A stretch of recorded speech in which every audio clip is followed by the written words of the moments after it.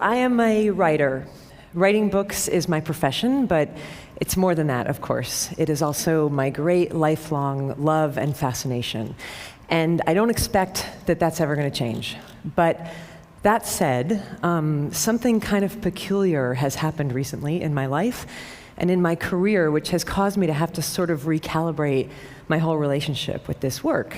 And the peculiar thing is that I recently wrote this book, this memoir called Eat, Pray, Love, which decidedly, unlike any of my previous books, went out in the world for some reason and became this big mega sensation, international bestseller thing, the result of which is that everywhere I go now, people treat me like I'm doomed.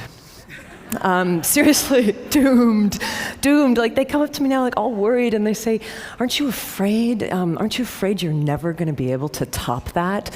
Aren't you afraid you're going to keep writing for your whole life and you're never again going to create a book that anybody in the world cares about at all, ever again? So that's reassuring, you know.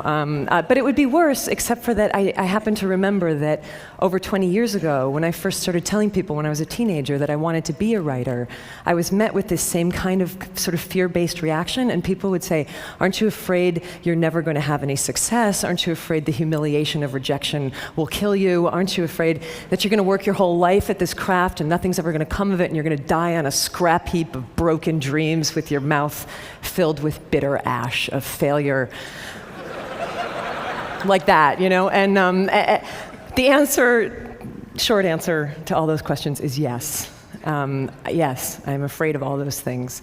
And I always have been, and I'm afraid of many, many more things besides that, you know, people can't even guess at, like seaweed and other things that are scary. But when it comes to writing, the thing that I've been sort of thinking about lately and wondering about lately is why, you know? Is it rational? Is it logical?